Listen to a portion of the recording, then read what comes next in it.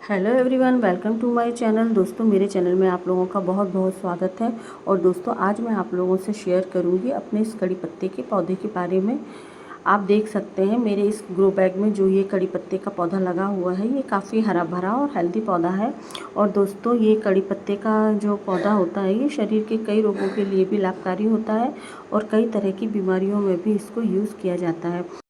और हम इसको खाने में टेस्ट को बढ़ाने के लिए भी इस्तेमाल करते हैं। और दोस्तों, बहुत से लोग इस कड़ी पत्ते के पौधे को अपने घर में लगाते तो हैं और कई तरह के फर्टिलाइज़र और खाद देने के बाद भी उनका पौधा ग्रोथ नहीं करता है।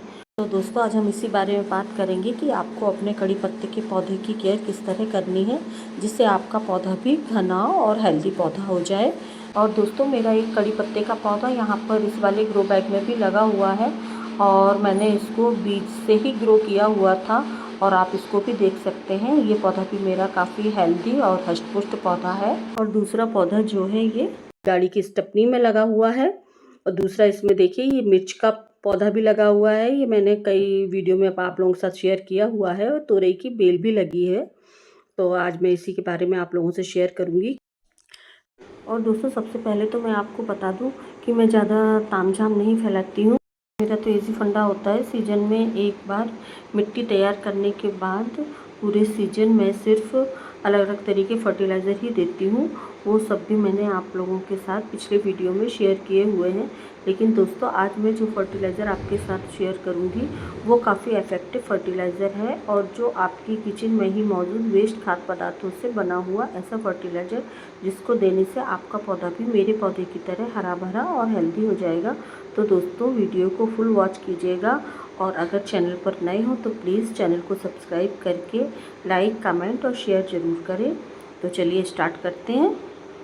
सबसे पहले तो दोस्तों, अभी इसका कड़ी पत्ते के पौधे का जो है ग्रोथ पीरियड चल रहा है। तो अभी अगर आप इसकी केयर कर लेते हैं तो डोरमेंसी पीरियड में भी आपका साथ देता रहेगा।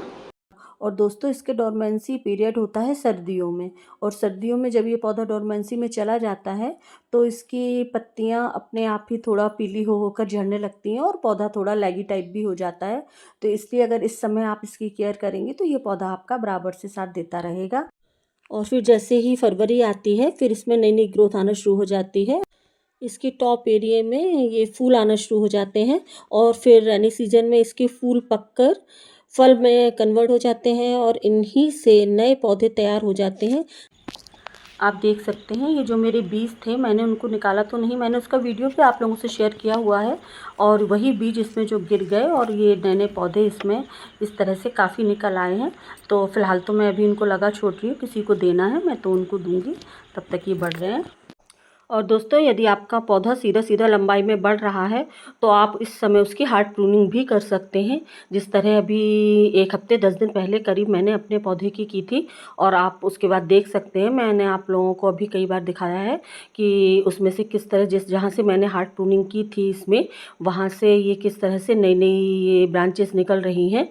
और मेरा पौधा दिन पर दिन घना और अच्छा ग्रोथ कर रहा है। और नई नई इसमें से देखिए, आप देख सकते हैं, ये बराबर से नई नई ब्रांचेस आ रही हैं। तो दोस्तों, इस तरह से आप भी अपने पौधे की हार्ड प्रूनिंग कर सकते हैं, जिससे आपके पौधे की ग्रोथ भी बढ़ेगी और इसका मेन तना स्टेम होता है वो भी अच्छा हेल्दी होगा। और अगर आपका पौधा छोटा है तो आप हार्ड प्रूनिंग ना करके उसकी बिल्कुल ईजिली सॉफ्ट प्रूनिंग भी कर सकते हैं। उसके जो ऊपर की मेन टॉप को आप उसको भी हटा सकते हैं, उससे भी काफ़ी आपका पौधा घना और हेल्दी होगा।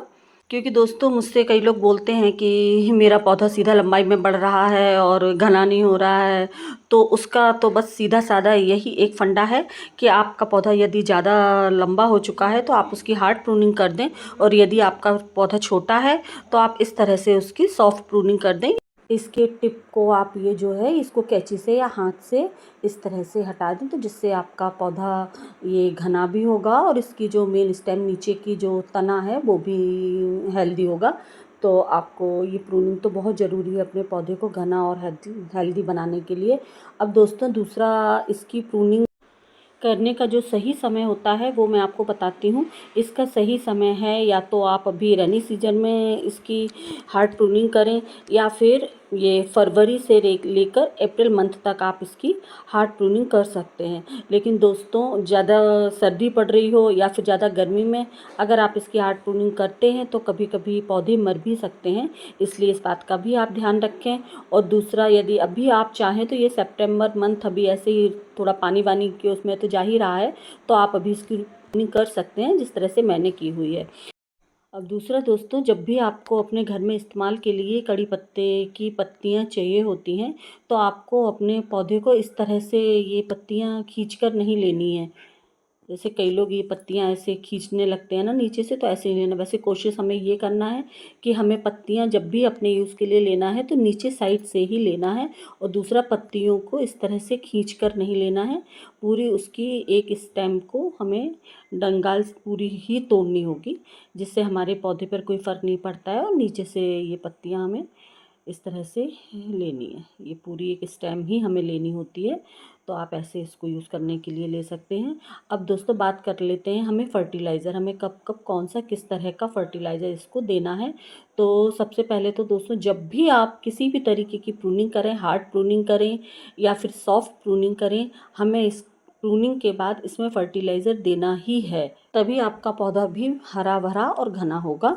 और यदि आपने इसकी हार्ड प्रूनिंग कर दी और इसको किसी भी प्रकार का कोई भी फर्टिलाइज़र अगर यदि आपने ऐड नहीं किया तो आपका पौधा नई ग्रोथ स्टार्ट नहीं करेगा। तो इसका आप इस बात का भी आप विशेष ध्यान रखें। अच्छा, दूसरा दोस्तों, कड़ी पत्ते का जो पौधा होता है ये सन लविंग पौधा होता है, तो इसको आप ऐसी जगह पर रखें जहां कम से कम 4 से 5 घंटे की धूप तो आती ही हो। जैसे कि मेरा ये पौधा आप देख रहे हैं जहां लगा हुआ है, यहाँ पर पूरे दिन की धूप आती ही है। और इस साल तो गर्मी जितनी ज़्यादा पड़ी है, फिर भी आप देख सकते हैं मेरा ये कड़ी पत्ते का पौधा कितना हेल्दी है, क्योंकि इसको पर्याप्त धूप यहाँ से मिलती रहती है। अच्छा दोस्तों, इसमें पानी भी सुबह शाम बहुत ज़रूरी होता है गर्मियों में। लेकिन यदि आप इसमें पानी नहीं भी दे पा रहे हैं, कभी कभी ऐसा हो जाता है कि हम किसी कारणवश इसमें पानी नहीं दे पा रहे हैं, तो ऐसा नहीं है ये पौधा पानी की कमी के कारण मर जाए।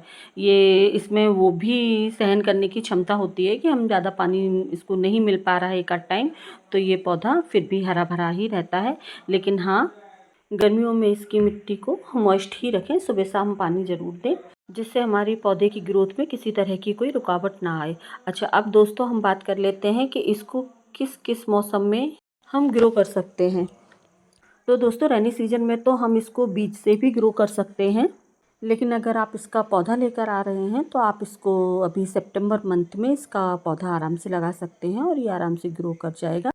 और दोस्तों, यदि आप इसको कटिंग से लगाना चाहें तो ये कटिंग से भी आराम से लग जाता है, लेकिन इसकी कटिंग या तो रेनी सीजन में लगती है या फिर फरवरी मंथ में लगती है। लेकिन रेनी सीजन की कटिंग अक्सर फेल हो जाती है क्योंकि ज़्यादा पानी वगैरह पड़ जाता है, तो वो लग नहीं पाती है। लेकिन हाँ, फरवरी मंथ में अगर आप इसकी कटिंग लगाते हैं तो वो भी आराम से लग जाती है।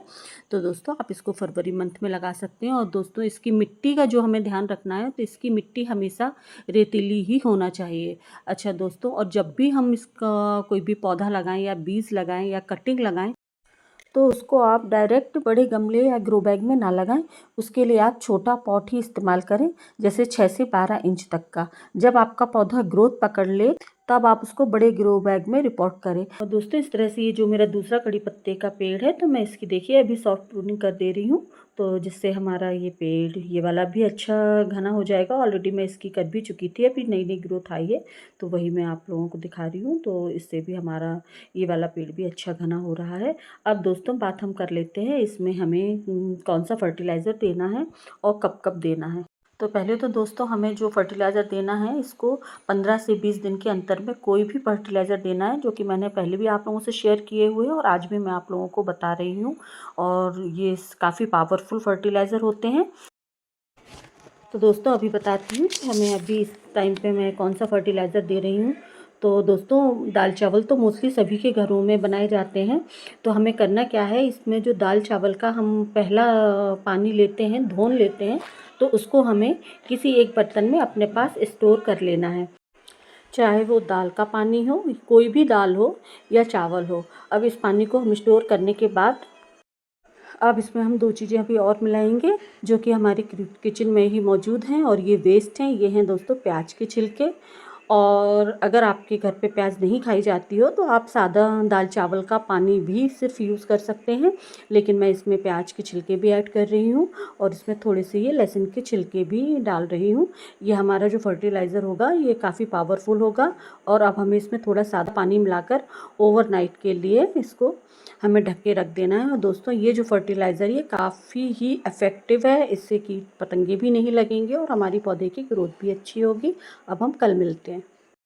देखिए दोस्तों, ये दूसरे दिन का अपडेट है और मेरा फर्टिलाइज़र बनके तैयार है।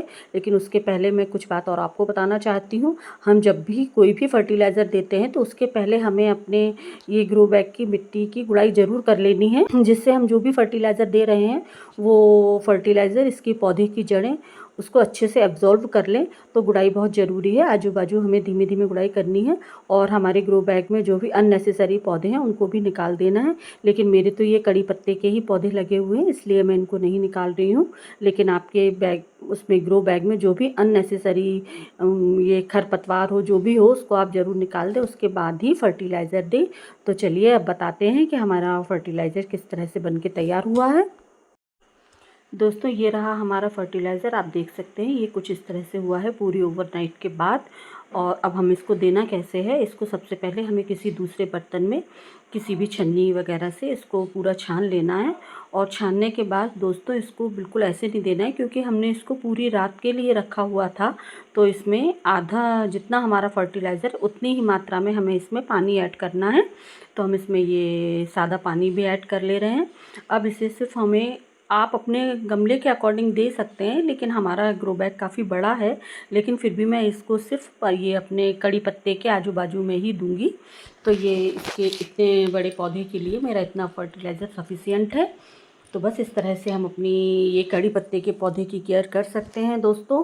और अगर आप लोगों को मेरी शेयरिंग और मेरा ये जो बरगद की तरह मेरा कड़ी पत्ते का पेड़ घना और अच्छी ग्रोथ कर रहा है, अगर आप भी चाहते हैं तो कि आपका पेड़ भी इस तरह से घना और बड़ा हो, तो प्लीज़ आप लोग भी ये इस तरह से फर्टिलाइज़र देकर देखें, आपको काफ़ी अच्छे रिज़ल्ट मिलेंगे। और आप लोगों को अगर मेरा वीडियो और मेरी शेयरिंग ज़रा भी पसंद आई हो तो प्लीज़ मेरे चैनल को भी सब्सक्राइब करें, मुझे लाइक करें, कमेंट करें और शेयर करें। Thank you for watching. Hello everyone, welcome to my channel. दोस्तों मेरे चैनल में आप लोगों का बहुत बहुत स्वागत है। और दोस्तों आज मैं आप लोगों से शेयर करूंगी अपने इस कड़ी पत्ते के पौधे के बारे में। आप देख सकते हैं मेरे इस ग्रो बैग में जो ये कड़ी पत्ते का पौधा लगा हुआ है ये काफ़ी हरा भरा और हेल्दी पौधा है। और दोस्तों ये कड़ी पत्ते का जो पौधा होता है ये शरीर के कई रोगों के लिए भी लाभकारी होता है और कई तरह की बीमारियों में भी इसको यूज़ किया जाता है। और हम इसको खाने में टेस्ट को बढ़ाने के लिए भी इस्तेमाल करते हैं। और दोस्तों बहुत से लोग इस कड़ी पत्ते के पौधे को अपने घर में लगाते तो हैं और कई तरह के फर्टिलाइज़र और खाद देने के बाद भी उनका पौधा ग्रोथ नहीं करता है। तो दोस्तों आज हम इसी बारे में बात करेंगे कि आपको अपने कड़ी पत्ते के पौधे की केयर किस तरह करनी है, जिससे आपका पौधा भी घना और हेल्दी पौधा हो जाए। और दोस्तों मेरा एक कड़ी पत्ते का पौधा यहाँ पर इस वाले ग्रो बैग में भी लगा हुआ है और मैंने इसको बीज से ही ग्रो किया हुआ था। और आप इसको भी देख सकते हैं, ये पौधा भी मेरा काफ़ी हेल्दी और हष्ट पुष्ट पौधा है।